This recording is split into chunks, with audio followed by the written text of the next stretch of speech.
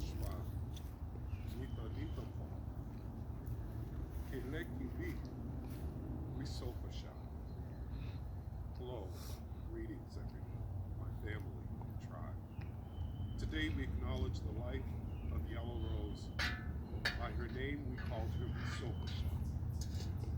Wisopasha was a powerful and proud woman. She not only represented the status of being a clan mother, but she was a high grand clan mother of clan mothers. Her life and her mission was to be proud of her heritage, to create a lineage of who we are as a people, and her life and legacy certainly led that. She played an important role in the formation of this tribe by deciding that we need to come together. Family needs to know who they are. And she looked from the corners of this country to find her people and her rightful place in this world.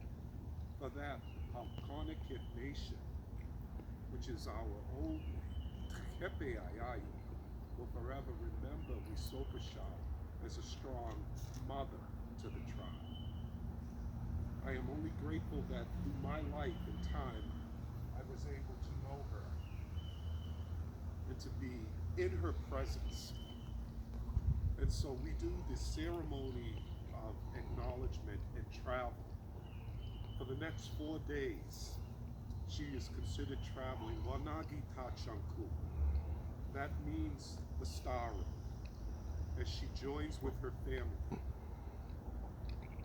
When the newcomers first came to this country, to this continent, much of our words that they heard, they thought were foreign. But for us as a people, we have long come to realize that our belief systems, as we will call the praying Indians, demonstrated a strong connection with the Christ. Our history can be documented not only through a strong Judeo-Christian belief system, but is evident in a book that I invite all of you to read, which is called The Code of Handsome Lake. The Code of Handsome Lake speaks of a man that helped our tribe to walk in love, walk in beauty, walk in peace, and to dismiss the concepts of evil. But in the story, it talks about his perpetual battle with Hobbamock. Hobbamock means the evil one, and the struggles it is to stand in a place and to acknowledge that there is only one true God. We call Manitou. The history that formulated these things showed that when Christianity was introduced to us, the words were not foreign, hence why our tribe were called the Praying Indians. And so many people oftentimes misinterpret and understand that Native people were converted. How can you convert a belief system which has already been in practice thousands of years before? The differences of being what was in Algonquin versus what was in English. But as time goes forward and scholars begin to study our spiritual belief systems, they realize that perhaps we are maybe some of the tribes that originated in the original homeland and were part of the great exodus during those migrations. Many people often say, oh, you don't look Indian. Well, I want to say here and now that our people, the Algonquin people, evidence shows that our histories go all the way back to North Africa. And that indeed, the connection between the homeland and the very land that the Christ walked is indeed part of our heritage. Upon doing scholarly studies with many Jewish rabbis, there were so many similarities between our languages, from the way we greet to the way we name our months, that in essence, Algonquin has been proven to be a native Semitic roots, including places such as the Smithsonian Institution. The reason we don't look like the Western state Indians is because there were many nations that created the Americas back then.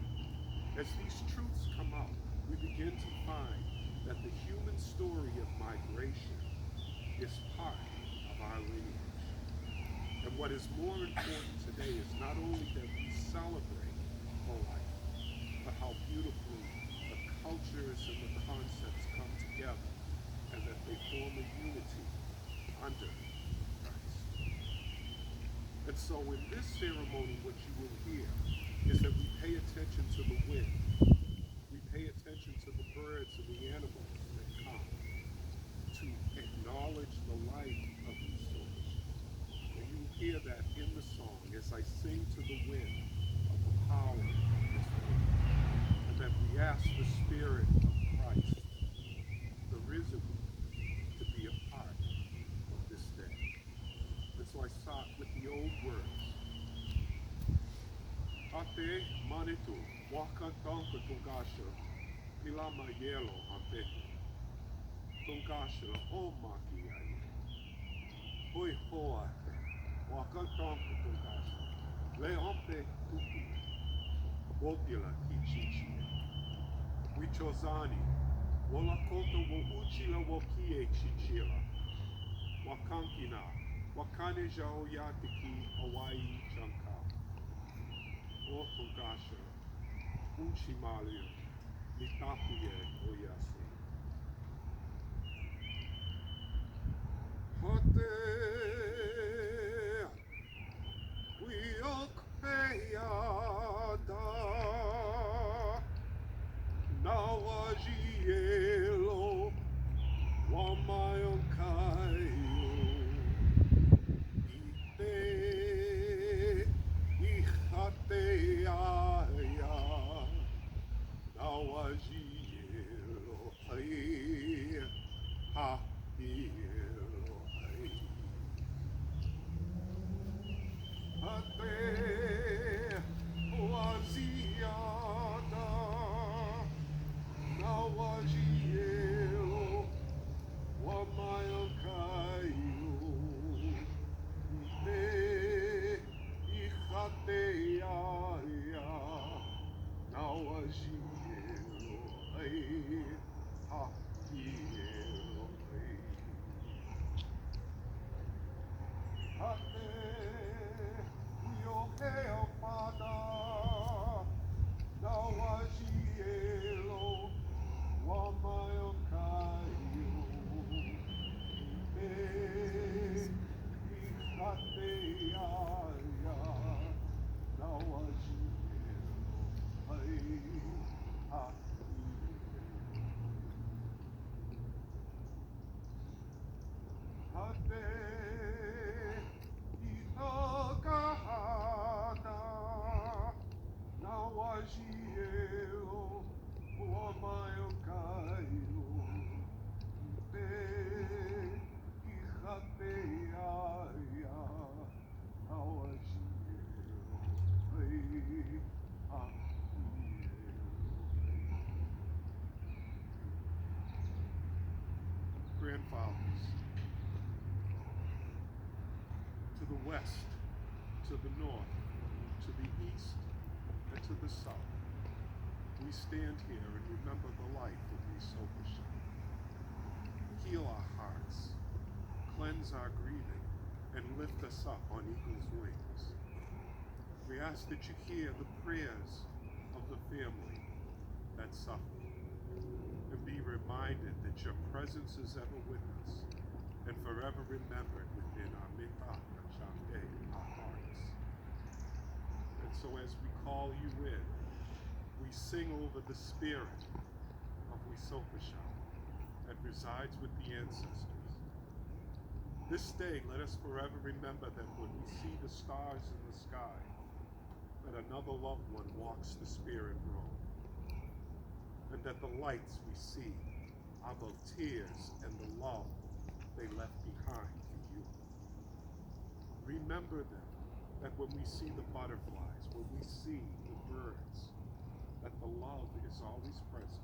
And though we cannot see them, that love is always with us. She has achieved her mission in life for 101 years old. It's unheard of in Indian country for many people to live that long, but it is the blessing and the hand of Manatu that was on such a brand. And her mission is up to us to continue, to hold together and build this nation so that our generations to come will remember us. This is in the glory of God, the praying nation, the Techepi Ayai